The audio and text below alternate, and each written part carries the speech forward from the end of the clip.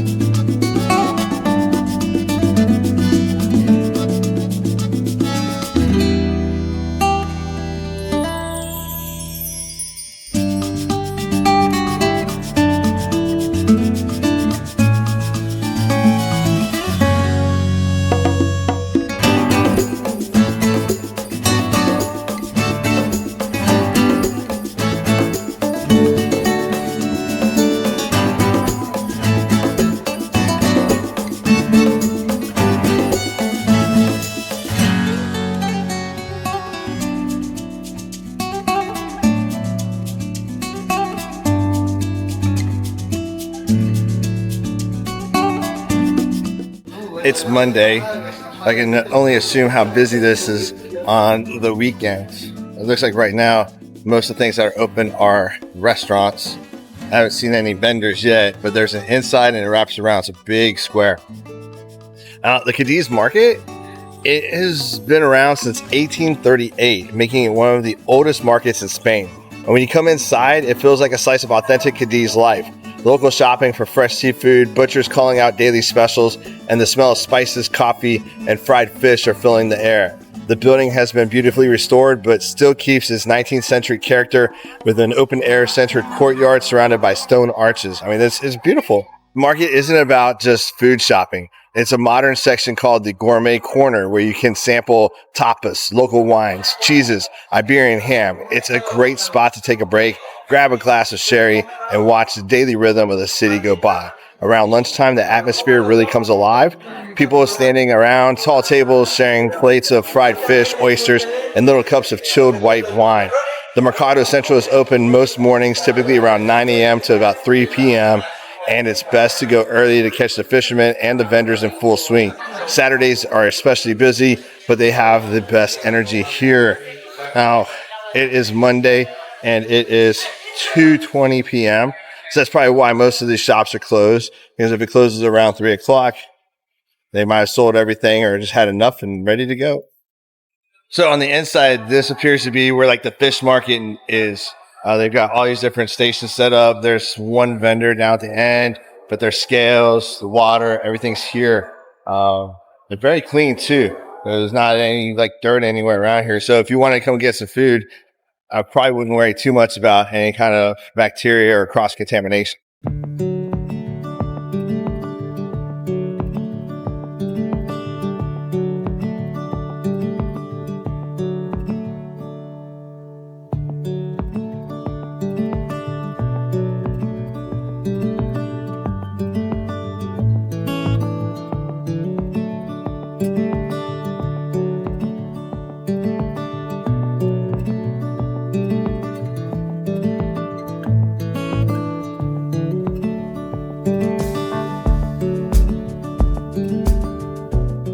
Well, you can even get some lobster here. But that completes our time here at the Mercado Central. Let's go check out some more of Cadiz. The Torre Tavera is one of Cadiz's most iconic landmarks. It's a tall watchtower rising above the old city, offering some of the best panoramic views you'll find anywhere in the southern coast of Spain.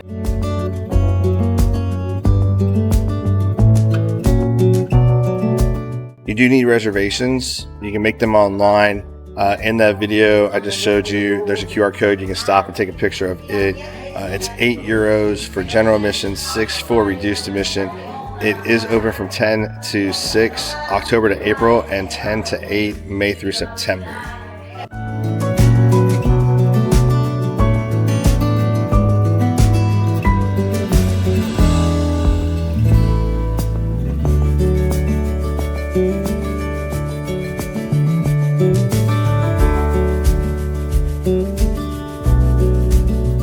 We've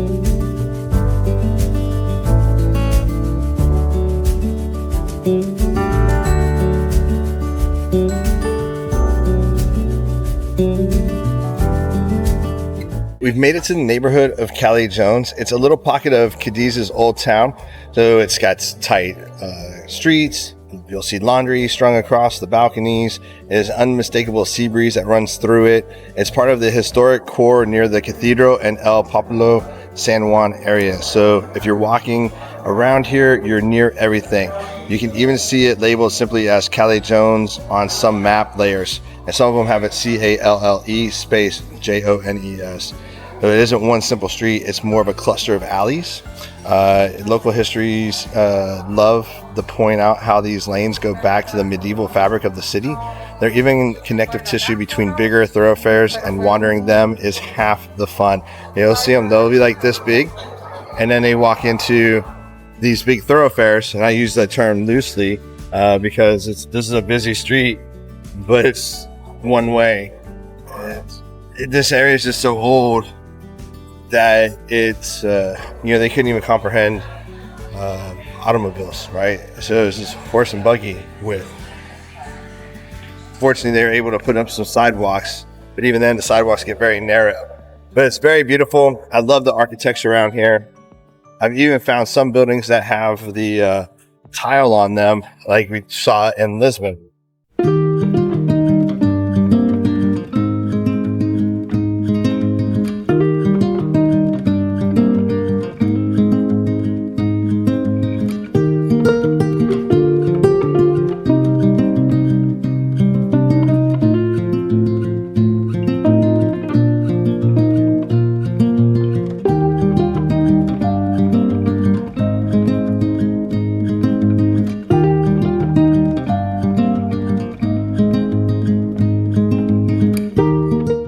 Not bad. They're only €7.99. I was trying to find the one with the heart so I could surprise Heejin with it, show her my love, but they didn't have any, so I got her a different one.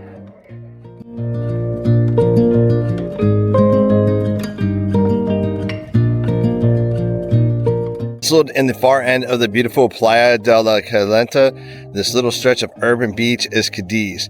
The Castillo de San Sebastian sits on a rocky inlet just off the city's coast.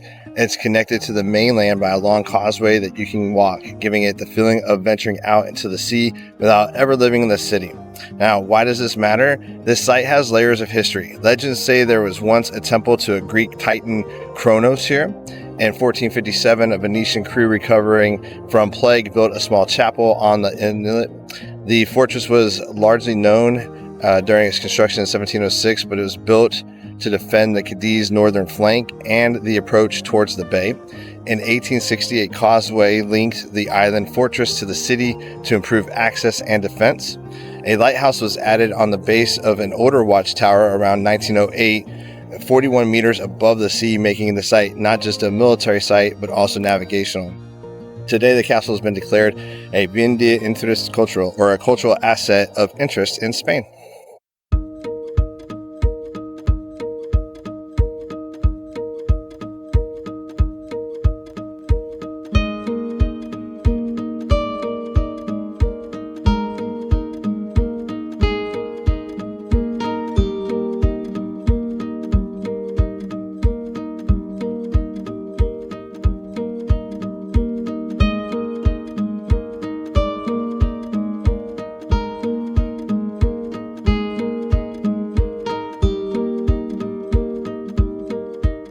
Come through the gate, you're met with these buildings right here. It just gives you that feeling of a fort, like an old fort.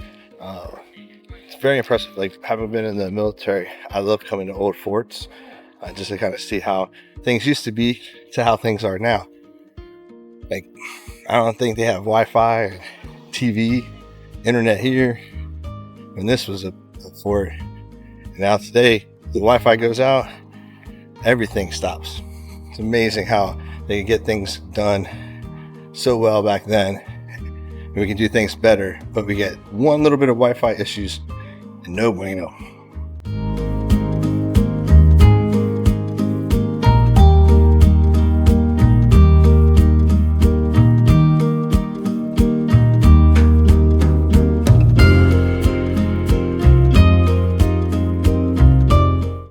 They have 3 gun positions to the right. They even have the turret still up here for the mount of the cannons.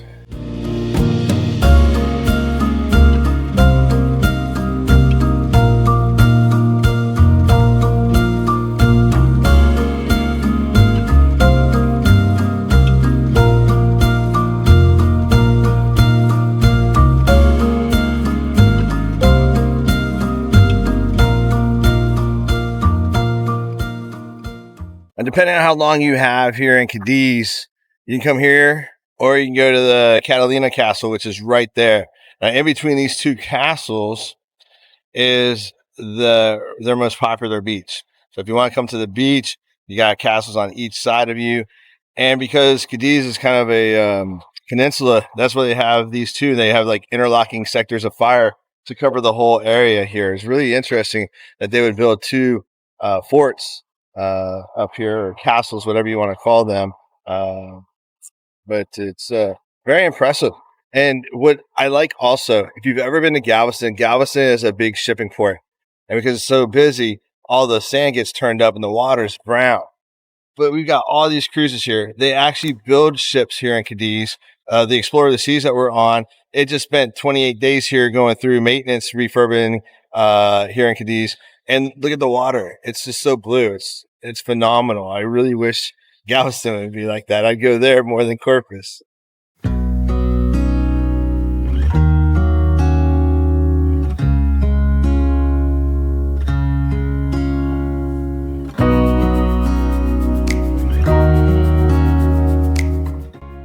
Well, it is starting to rain now. Didn't call for rain. You might want to pack an umbrella if it's cloudy.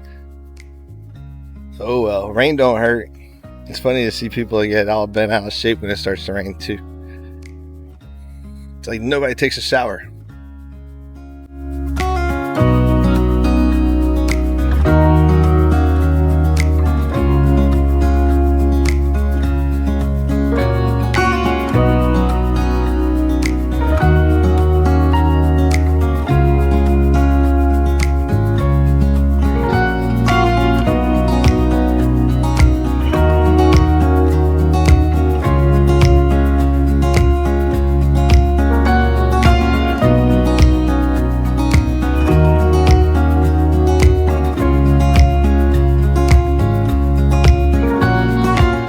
Well, we made it to the far outer wall and nothing in between us and then the Atlantic now. Very beautiful. It's not too bad. It's just a light rain today, breezy, overcast, which is keeping the temp down. It's only 70 degrees. So it's a very beautiful day to come out here. You can come fly a kite. You can just I don't know, you can just do whatever you want to out here and just enjoy the sound of the waves and the breeze and the views. So there's a few buildings out here, but I'm gonna see what I can do about getting a nice panoramic for you.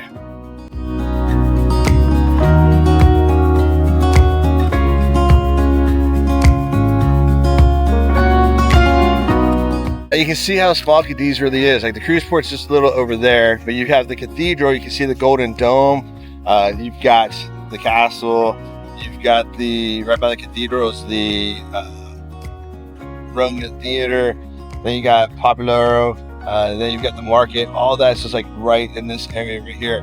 You're talking like a 2 to 3 minute walk from one to the other. But as you can see, there's the causeway. You're probably a quarter of a mile walk to get over here, and then once you're in to get to the end, you're probably close to another quarter. So you're almost probably a half a mile of walking to get from the end of this fort to the street side of this causeway. If you love the sound of waves, right outside of the gate is probably the best place to come sit down, relax for a few minutes, either before going in or coming out of the fort.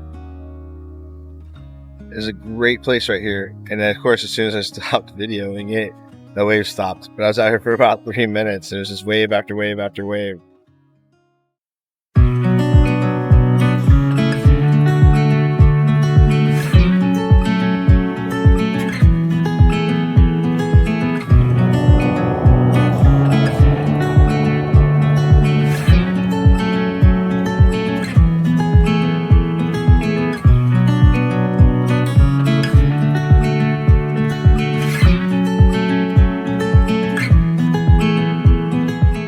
This water is so clear, you can see the rocks underneath of it very clearly.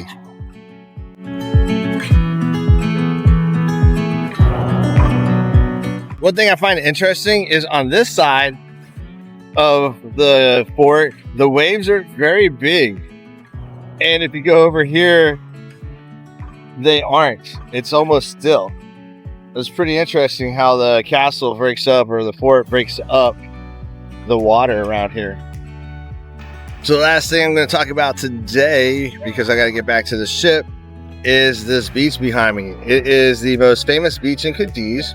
It is called the La Caleta Beach, or Playa de la Caleta. So one of the reasons why it's the most famous and most picturesque is that when the sun sets behind me, the whole bay turns golden, and the sun sets behind the castles, and it gives it a nice shadow effect to it.